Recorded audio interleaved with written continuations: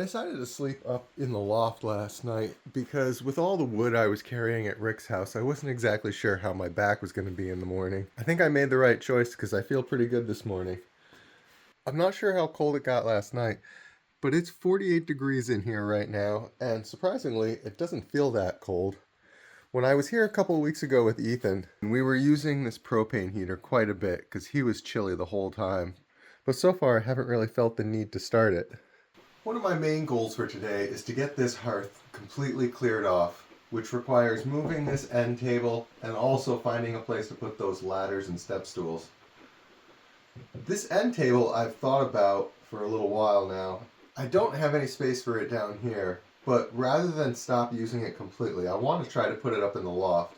It's a little bit too tall for that now, but I think if I cut the legs down, it'll make a nice little nightstand up there.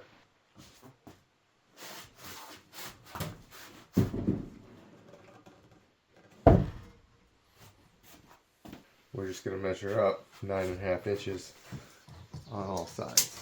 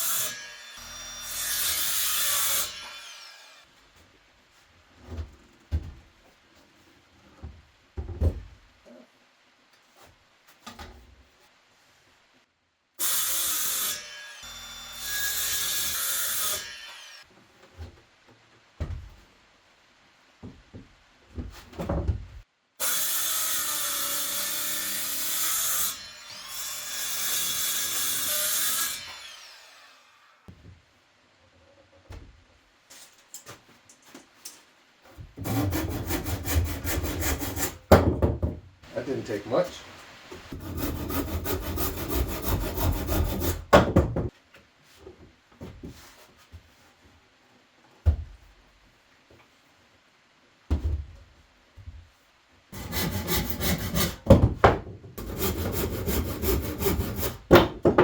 Okay. There's no coming back from that. And, wow, it sits really level. There's no wobble in that at all. It's a shorty end table, and I think it's going to be just what I need up in the loft.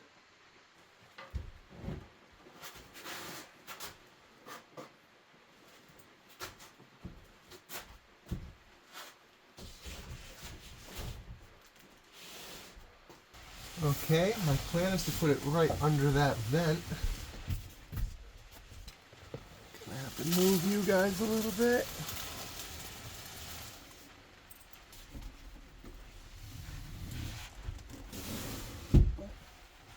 There, that's gonna make a nice little piece of furniture up here.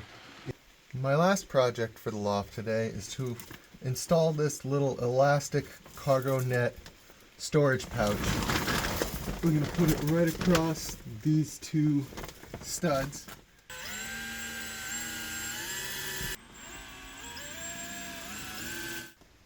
Should probably lose the hat. We can do this. I just need to find the right orientation.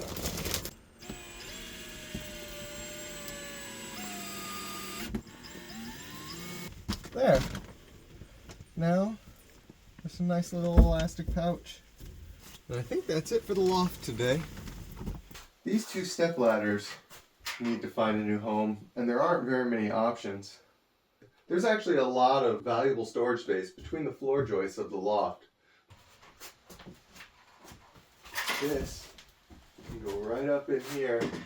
So I did some research on floor joist storage, and it turns out one of the best ways to take advantage of this space is using that wire metal racking like that guy over there. And it just so happens that I've got tons of it. So I'm going to try putting a nice long piece of that across a few of these rafters right here. I pulled out the longest piece of racking, and I think it's going to work perfectly if I run it all the way along this wall. but holding it up here and attaching it at the same time is going to be a chore. I've got these vices that I'm thinking will help me do the job.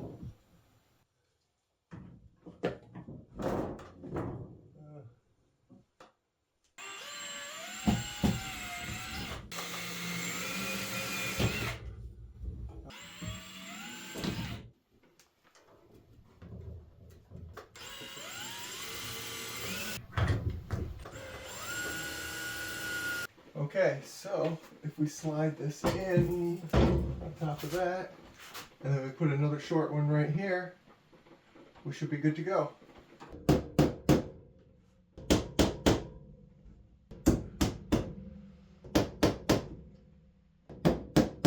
Okay. Guy should slide in here.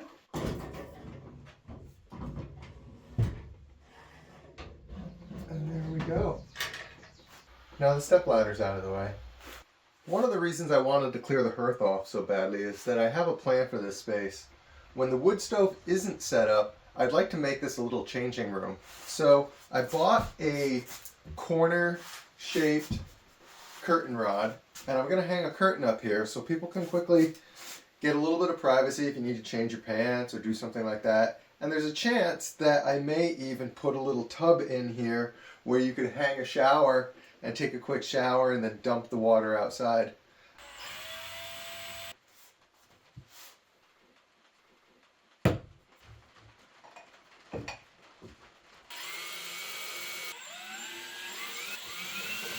Okay, so now we just need to attach the corner support, which goes all the way up to the roof. Hopefully they gave us a long enough cable.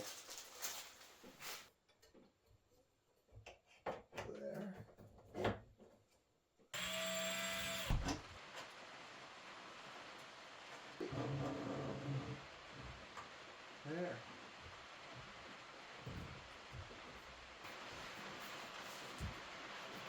Yeah, that's not bad.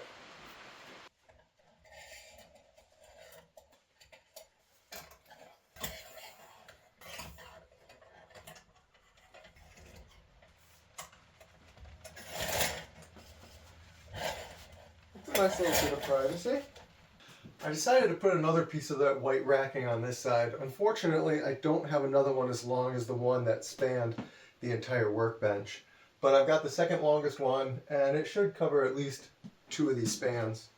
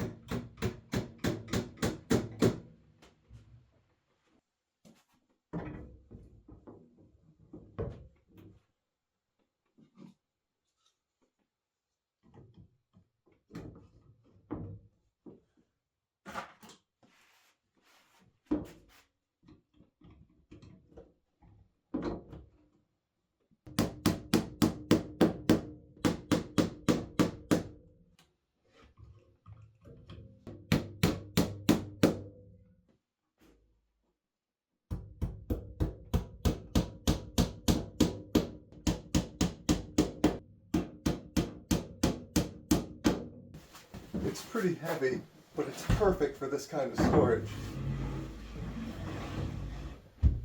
There. The workshop still needs a lot of work, and that's probably what I'll focus on my next trip.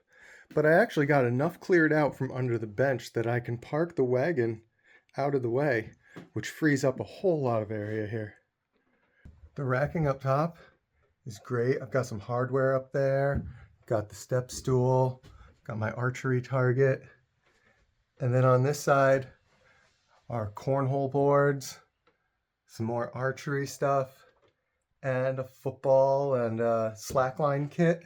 So I'm able to get a lot of stuff up out of the way, and that's part of the reason I was able to free up enough space under the workbench to park the wagon. These two bins are full of miscellaneous stuff that needs to be put away.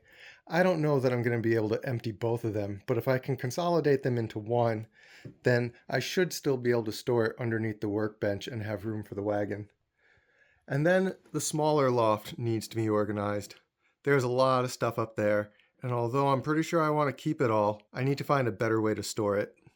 I also hung up the dartboard, regulation height, and I found another one of these elastic cargo nets, but this time a much larger one. So I installed it here. I was thinking maybe I could keep some blankets up in there since it's right over the couch. Well, this is the part of most episodes where I say I can't believe how much I got done on this visit. And to be honest, I'm tempted to say it again, but I feel it. I'm exhausted. There's still a lot of work to do inside the shed, but it's coming along. And it'll be black fly season for a few more weeks. So I'll try to get up here one more time with the sole purpose of working inside the shed.